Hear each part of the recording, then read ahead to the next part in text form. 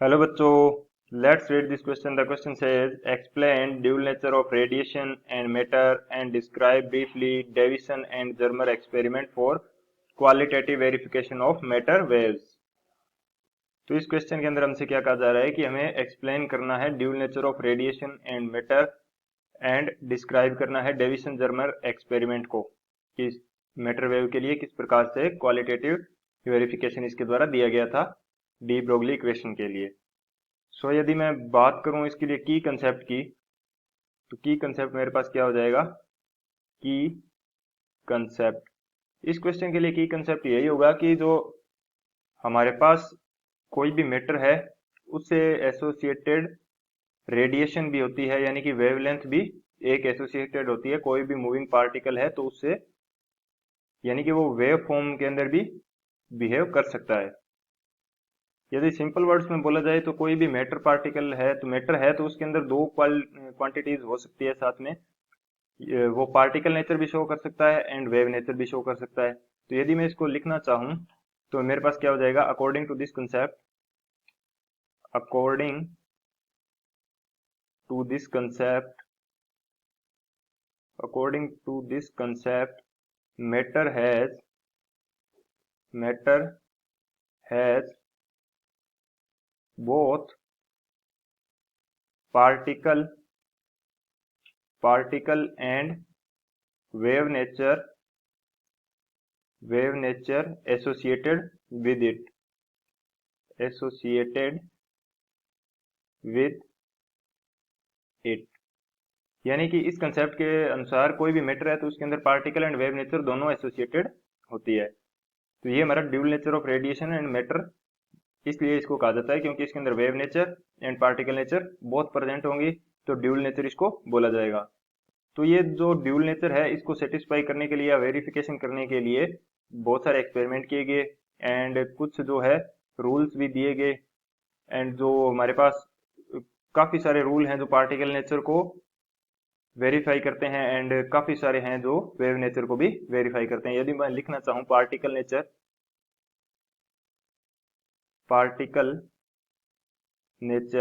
तो ये particle nature किन एक्सपेरिमेंट से वेरीफाई की गई थी, वो एक्सपेरिमेंट्स के यदि मैं नेम लिखना चाहूँ यहाँ पे तो वो कौन कौन से होंगे मेरे पास?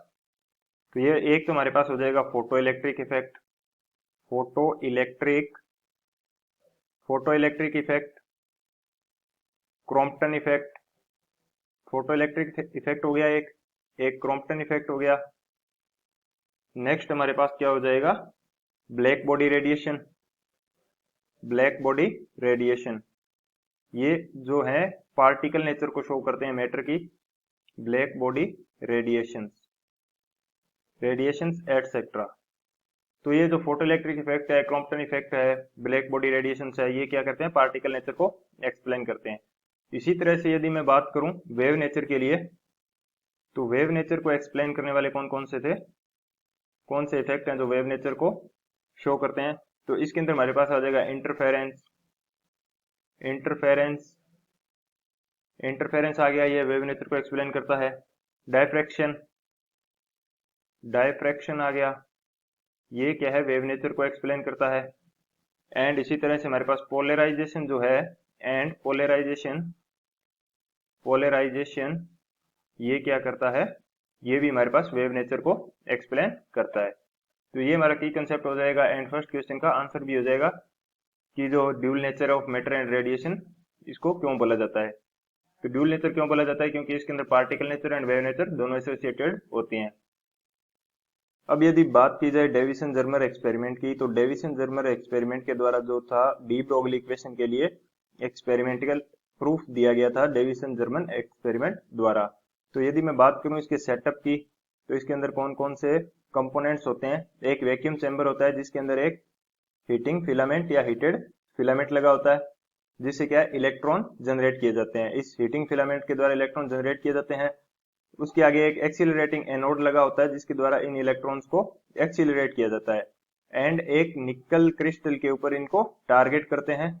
एंड जो ये टारगेटेड इलेक्ट्रॉन है किसी थीटा एंगल पर ये डिफ्रेक्टेड हो जाते हैं, यानी कि जो इलेक्ट्रॉन बीम होगी वो किसी थीटा एंगल पे डिफ्रैक्ट करेगी एंड इस जो डिफ्रैक्टेड इलेक्ट्रॉन बीम होगी इसको मूवेबल डिटेक्टर द्वारा इसकी इंटेंसिटी को मेजर कर लिया जाता है। तो ये हमारे पास क्या है, डेविसन जर्मर एक्सपेरिमेंट के लिए सेटअप है। जो हीटिंग फिलामेंट है इसको हाई वोल्टेज के अंदर जब इसको गर्म किया जाएगा तो इसे इलेक्ट्रॉन बीम जनरेट होगी, उसको एक्सीलरेटिंग एनोड द्वारा एक्सीलरेट किया जाएगा एंड निकल क्रिस्टल के ऊपर टारगेट करेंगे। तो निकल क्रिस्टल से टकराने के बाद ये इलेक्ट्रॉन बीम है किसी थीटा एंगल पर डिफ्लेक्ट करेगी एंड मूवेबल डिटेक्टर होता है, इसकी सहायता से इंटेंसिटी को मेजर कर लेंगे। तो यदि मैं वर्डिंग लिखना चाहूं इसके लिए तो वर्डिंग मेरे पास क्या होगी, एक्सपेरिमेंट गिवन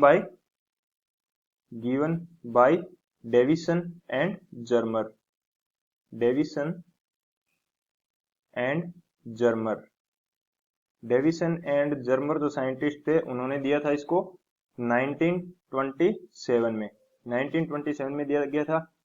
एंड इस पे क्या है कि इंटेंसिटी को मेजर किया गया था अलग अलग वोल्टेज पे। ये जो हाई वोल्टेज सोर्स है यहाँ पे हमारे पास क्या है, कोई हाई वोल्टेज सोर्स है जिससे इस हीटिंग फिलामेंट को क्या किया जाता है, गर्म किया जाता है।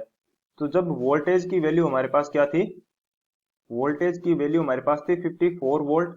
उस समय हमें जो एंगल डिफ्रैक्शन का एंगल प्राप्त हुआ था थीटा, उसकी वैल्यू थी हमारे पास 50 डिग्री सेंटीग्रेड।